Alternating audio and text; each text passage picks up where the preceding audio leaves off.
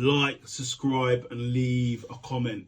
So, the review of AEW week commencing March 13th, and obviously Rampage is the week before, because we get it the week before here in England. So, AEW Rampage from last week starts with Action versus Sammy Guevara in a really good match. Obviously, these are two high flyers. There's loads of high spots included to pack a lunch. But in the end, Sammy Guevara wins with help from Danny Garcia. Obviously, there is help. Then we have Jungle Boy calling out the whole AEW roster and all the champions, because he says he wants to have a title in 2023. So we'll see what happens there. Then we have Powerhouse Hobbs saying he will be on QTTV on Dynamite, and they're going to be talking about who broke into Wardlow's car, so we'll see. Then we had next match, the Acclaimed versus some guys. It was a squash match. The Acclaimed won, and then the JS basically comes out and says they want the Acclaimed to join their stable, so we will see what happens there.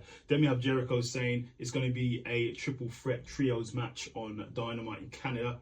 It will be the JS versus the House of Black versus the Elite.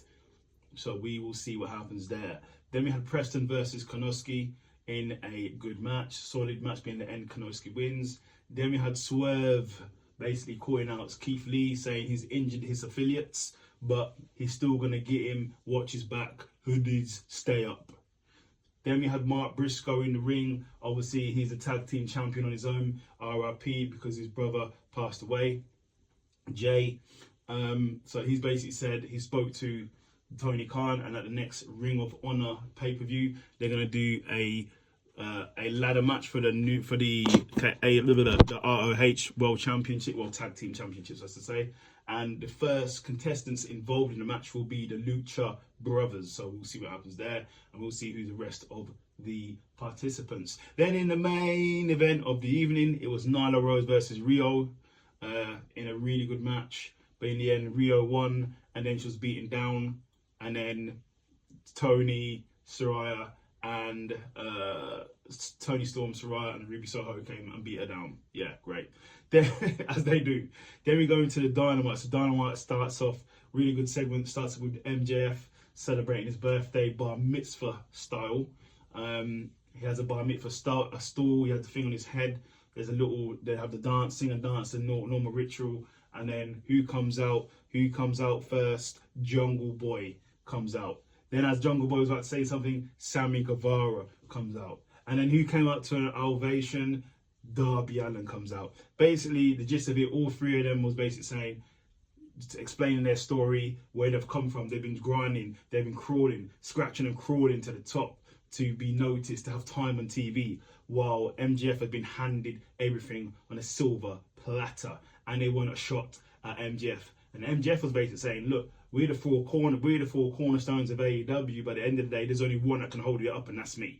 Then he got into a big brawl, and then MJF was thrown into his own birthday cake, so that wasn't good for him. Then we had the BCC versus the Hangman and Dark Order in a really good match, but in the end, John Moxley got the pin, well, got the submission, but he wouldn't release the choke and held on the choke, so it got a bit hairy there. Then we had Juice Robinson saying he attacked Ricky Starks because he wanted to, because he can, and what's Ricky Starks going to do about it, so we'll see. Then we had Jade Cargill versus some chick from Canada. I can't remember her name, but she's on the independent scene for a long time. Obviously, it was an absolute squash match, and now she's 54-0, and after she won, Tyler Valkyrie comes out. I know she's from Impact Wrestling, and she's been a champion there. She's very prominent there, but she comes out to face off with Jade Cargill, so we'll see what happens there. Then Ricky Starks tells Robinson to bring it, and he's coming for him. Then we had QTTV. Basically, it shows one of the QTTV members broke into Wardlow's car and took his TNT title and all his belongings, and his passport. So we'll see what happens there. Then we had Double J, Jeff Jarrett versus Orange Cassidy for the You see, I was gonna die again. I was about to say Intercontinental. Why are you calling this? But anyway, the International Championship. Really good match. There was obviously multiple interferences from Singh. He got hit with a flipping award by Jay Lethal. But in the end, Orange Cassidy still managed to get the victory, even though there's multiple interferences. Then we had Ruby Soho, Saraya, and Tony talking about how basically trashing the locker room and trashing everybody in the back and saying how they've been treated like trash and they're the outcasts, basically. And then Britt Baker comes out with Jamie Hayter, but they get beaten down. But then the whole locker room of women come out and defend them. So we will see what happens there. Then in the main event of the evening, it's the House of Black versus the Elite versus JAS for the Trios Championship. Really good match, high pace, high action, high spots. Go and watch it in Canada. Canada was loving it. But in the end, and still your Trios champions, the House of Black. And then after that, Hangman Adam Page came out, was fighting with the BCC.